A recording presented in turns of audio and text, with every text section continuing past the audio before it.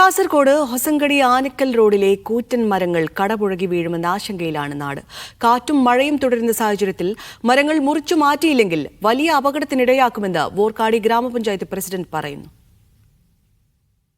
കാസർഗോഡ് മഞ്ചേശ്വരം ഹൊസങ്കടി ആനക്കൽ റോഡിന് ഇരുവശങ്ങളിലുമുള്ള ഉണങ്ങിയ മരങ്ങൾ വാഹനയാത്രക്കാർക്ക് ഭീഷണി ഉയർത്തുന്നതായി നാട്ടുകാർ പറയുന്നു.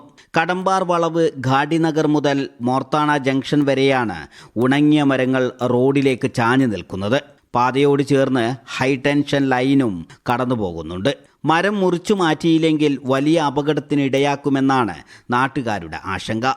മരങ്ങൾ മുറിച്ചു മാറ്റാൻ നിർദ്ദേശം നൽകിയിട്ടും പൊതുമരാമത്ത് അധികൃതർ തയ്യാറാവുന്നില്ലെന്ന് പഞ്ചായത്ത് പ്രസിഡന്റ് പറയുന്നു. മരങ്ങളെ ഐഡൻറ്റിഫൈ ചെയ്യണം. ആദ്യം ഐഡൻറ്റിഫൈ ചെയ്തിട്ട് അതാണ് അവർ ഞങ്ങൾക്ക് പെർമിഷൻ തരേണ്ടത്, NOC തരേണ്ടത്.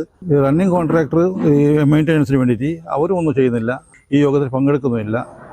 ജനങ്ങളെ തെറ്റിദ്ധരിപ്പിക്കുന്ന ഒരു ഏർപ്പാടിലാണ് ഈ മഞ്ചേശ്വരം PW സെക്ഷനുള്ളത്.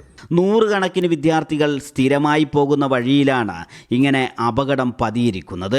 ഇക്കാര്യം നിരവധി തവണ അധികൃതരുടെ ശ്രദ്ധയിൽപ്പെടുത്തിയിരുന്നെങ്കിലും നടപടിയുണ്ടായില്ലെന്ന് നാട്ടുകാർ പറയുന്നു.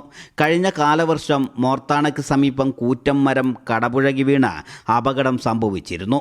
മീഡിയ 1 കാസർഗോഡ്.